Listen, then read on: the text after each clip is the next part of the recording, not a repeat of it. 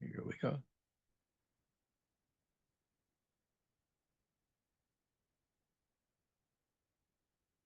Testing 1, 2, 3, 4, 5, 6, 7, 8, 9, 10. Let's do a speaker test. Hello, test 1, 2, 3.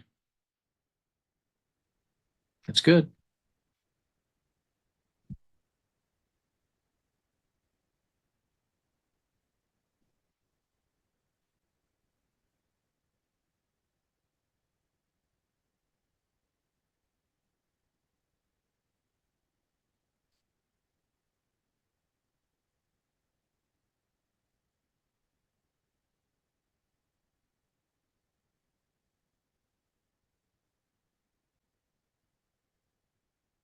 It's me.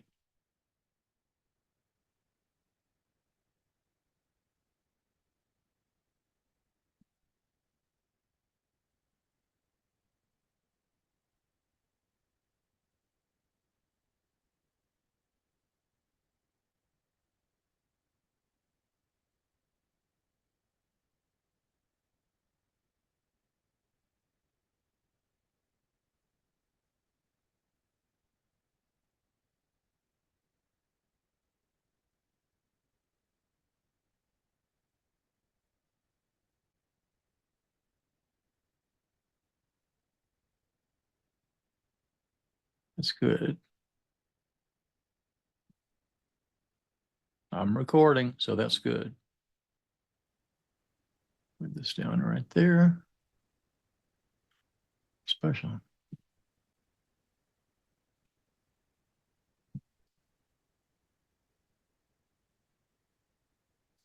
Should be back a little bit, some not quite so big.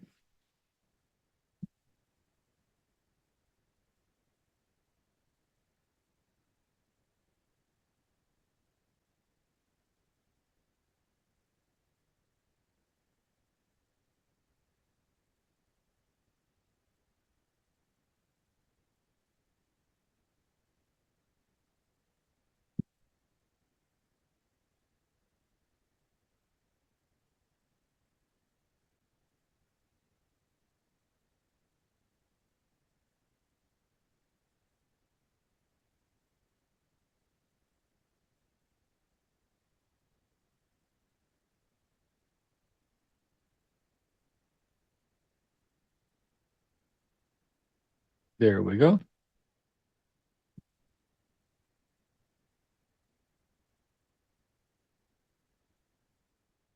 Well, thank you, my friend Jesse Cole, owner of the Savannah Bananas. There are no hidden tricks in today's 15 on Fridays with Fletch. So where do you start with someone who's a Navy SEAL, a retired NASA astronaut who flew on several space missions, the Japanese and the Russians, and once set a record with 13 astronauts in the air at the same time? He was the chief of the astronaut office for NASA for 2 years. He now serves as the president and CEO of the National Medal of Honor Museum in Arlington. By the way, he's also a rocket scientist. He's a graduate of U.S. Naval Academy and also M.I.T. So please welcome an American hero, a patriot. It's good.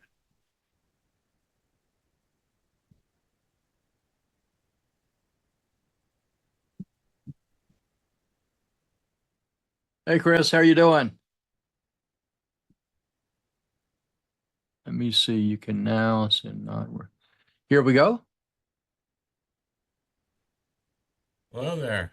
Chris, how are you? Good to see you. Hey, good to see you as well. So tell me, how many missions did you fly in space? 3. 3. Okay.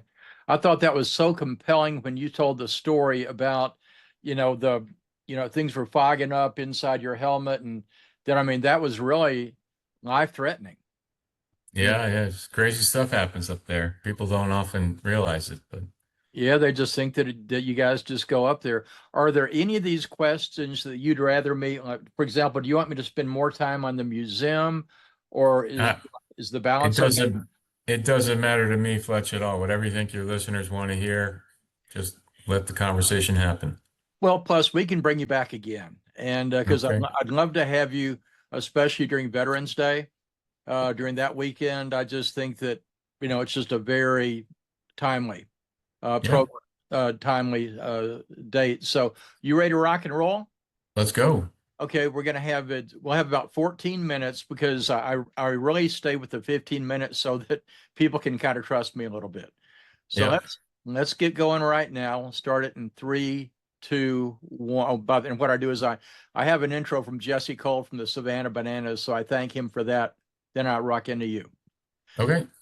Thank you, my friend Jesse Cole, the owner of the Savannah Bananas. There's no hidden tricks from today's 15 on Fridays with Fletch. Because where do you start with someone who's a Navy SEAL, a retired NASA astronaut who flew on 3 space missions with the Japanese, the Russians, and one that had 13 astronauts in space at the same time, and that was a record. He was the chief of the astronaut office of NASA for 2 years, and he now serves as the president and CEO of the National Medal of Honor Museum in Arlington. So please welcome an American hero and patriot and the president CEO of the National Medal of Honor Museum, Chris CASSIDY. Chris, welcome to joining us. Hey, Fletch, great to be with you today. Well, let's start off.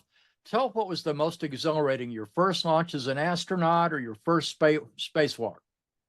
Well, that's a good question. Both pretty compelling and lifelong memories, but there is nothing like stepping outside of a perfectly good spacecraft, opening the hatch and seeing the Earth below you, but just with the visor between your eyeballs and the ground below you.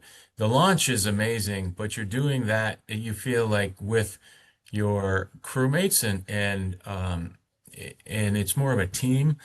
A spacewalk, you really feel you're out there, just you. I mean, there's your buddies out there too with you, but he or she is a few feet away. They're in their own spacesuit. Inside yours is just you and your hands holding on. It's nothing like it. That's got to be amazing. So, what was your most breathtaking moment as an astronaut? You talked about looking out there and seeing the Earth. What else would be that aha moment?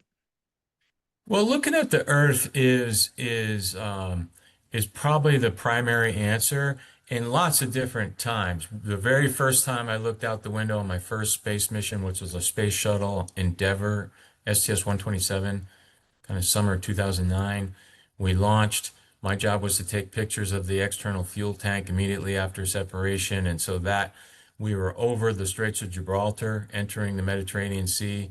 And I remember looking down, taking pictures of this tank that was close to us, but behind it in the background was the entire Mediterranean Sea. And I could see the boot of Italy. And it looked like I was in real life Google Maps. And then there's other little discrete times looking out the window. My second mission, it was nighttime. I was getting ready to go to bed and I was brushing my teeth and just looking out the window. And it was also night on, when you're going around the world, you're going around every hour and a half to circle the world. So in 45 minutes, you're in the sunlit portion of Earth, and the 45 minutes you're on the dark side of Earth. And we were on the dark pass, but it was nighttime for us. So I brushed our teeth, and my crewmate floated up, and just the two of us are watching the eastern seaboard of the United States go by, and it was quiet, and it was one of my best friends, astronaut colleague, and that was a really cool time. We were just chatting, saying, "Hey, our loved ones are down there, and we're up here. This is really cool." So little moments like that, and then also you mentioned 13 people on my first mission. We had 7 on the shuttle.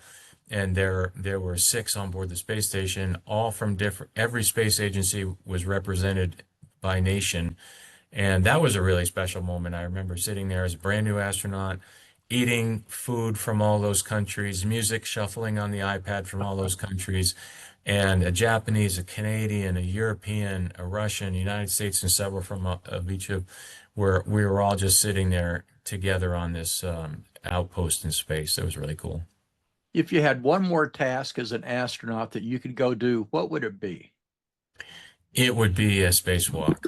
Yeah, there's lots of stuff we do as astronauts that you don't, it doesn't make you feel like an astronaut. We have email up there, we have Zoom calls, you got to talk to your boss. All those things exist in space, but there is nothing like a spacewalk. Yeah. Wow, that's got to be incredible. The common denominator between space and our brave military men and women is the word trust.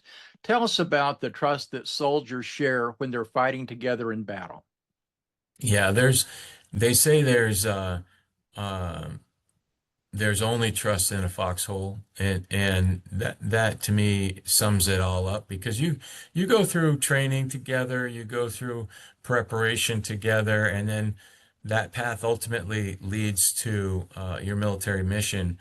And there's nothing else that matters in that moment than believing that the person to the left and person to the right of you are going to do their job. Where they're from, where they grew up, the color of their skin, their religion, none of that matters. It's about you knowing that when you look over and they're supposed to be right there, they're going to be right there. And if they're not, then some bad thing happened to them, and that's where then they need your help. And maybe their bad thing might happen to you, and you need their help. So it's all about it's all about trust. And at a very lower level, less life-threatening level, I think youth sports kind of teaches that to young people that hey, whatever team sport you're playing, each person does their job, and you win games and you lose games together. In the military, you win battles and you lose battles together, and it's about that trust that's the fundamental building block of it all.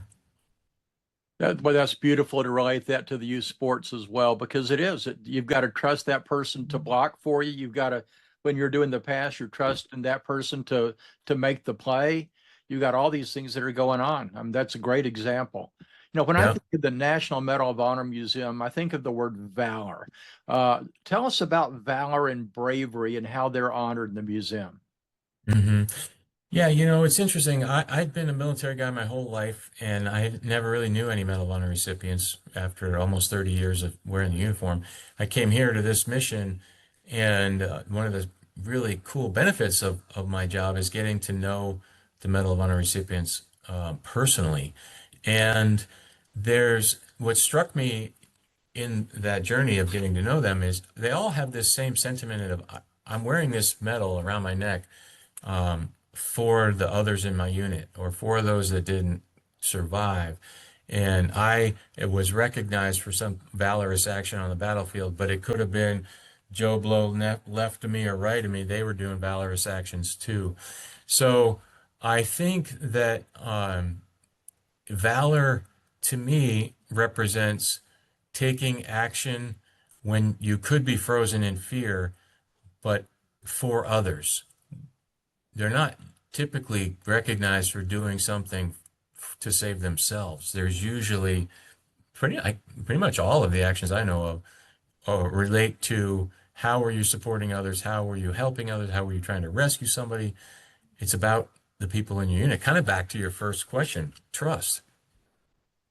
Well, I think that you're absolutely right. And, it's interesting. You talked about youth sports. I think that's where you start seeing the person that you would want to put your life in their hands at a later point in time in battle, because you see the Mhm. person that steps up at that moment. I think of there was a basketball player in a college game, and the game was getting tight, and everybody was afraid to shoot because they didn't want to lose the game because it was against a better team.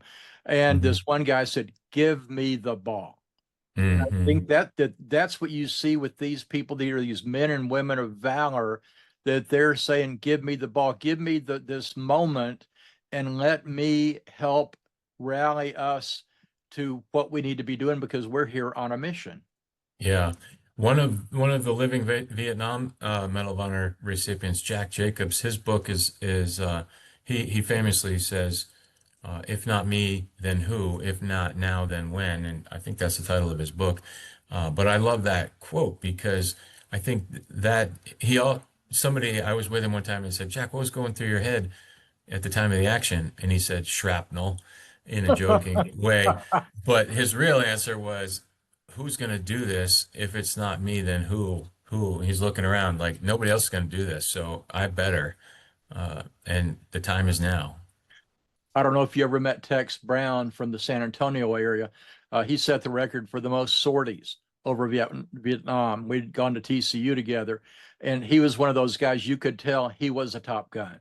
He was the guy who, in sports, he said, "Give me the ball with 3 seconds to go." And so you know, the people that have that steel eye, you really want them to be making the decisions. Even in college, you could notice he was different. That's really interesting. Yeah. Yeah. So tell us about special events that are coming up at the National Medal of Honor Museum. Well, we're open every day 10 to 5. We're starting to add evening hours on Thursdays because that's one of the feedbacks we received is, hey, it's difficult for me to get there after you're not open after work and I can't get there on the weekends because whatever. So we're adding nighttime hours for the museum visitation. We're also in the process of kind of figuring out what the the community, what the area is looking for in terms of extra programming, movie nights, speaker series. One of our most successful kind of special event was 4th of July. We had an all-day outdoor cookout and a band and that sort of thing. But the one of the things that we often offer are Medal of Honor book signings. Those have been popular to the Medal of Honor recipient who's still alive and their book is on our shelves. They come and you can buy their book with their signature. And so to answer your question, we're really exploring what things are successful and what things the community's not so eager to do. So probably let's come back to that question on a future episode in a Sure. couple months. All right. Well, so tell us what else you'd like to mention. We've got about another 3.5 minutes. Tell us a little bit more about the museum and about what is the wow factor when people go in to see this room or this exhibit and they go, "Oh my gosh, it's taken my heart away." Yeah.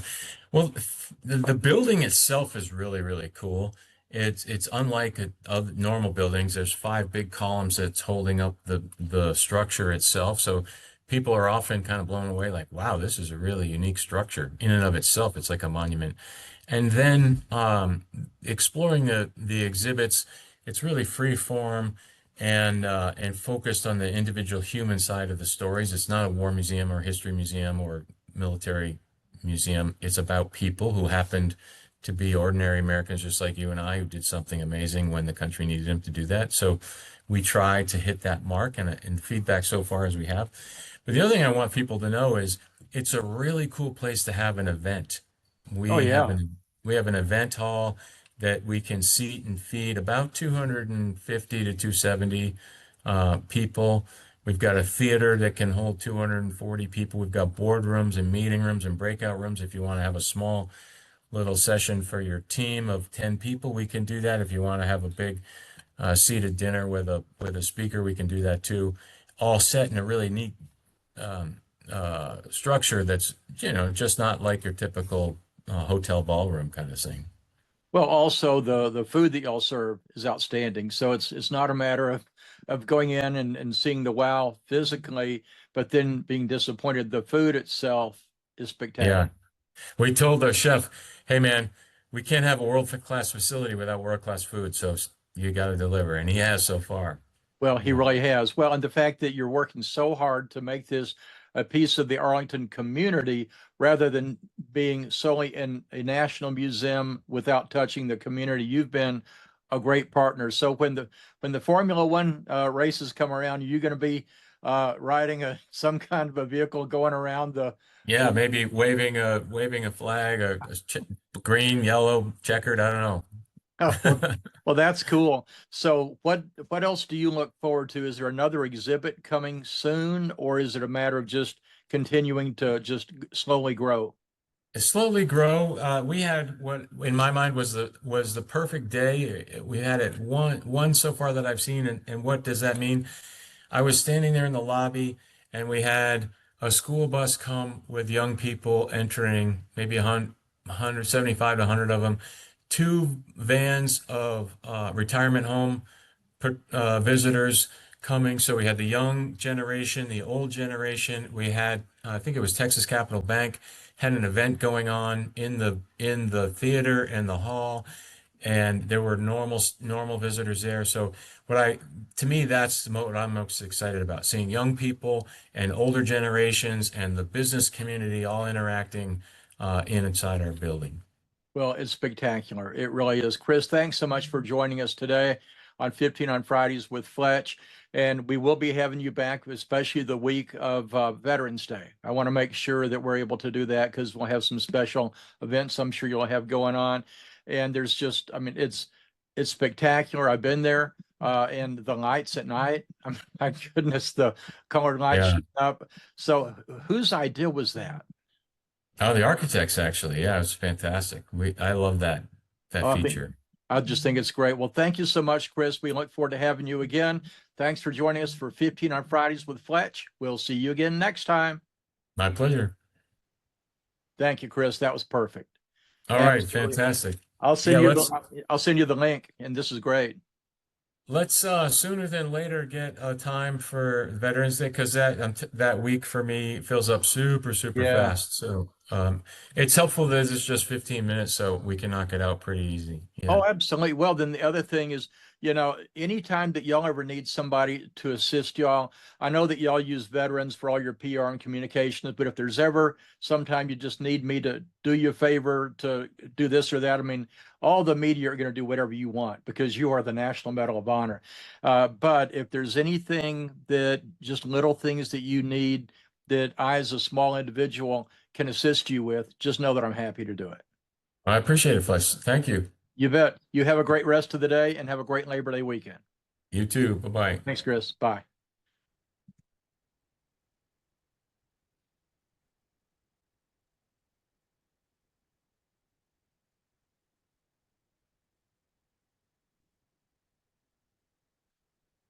Yes. And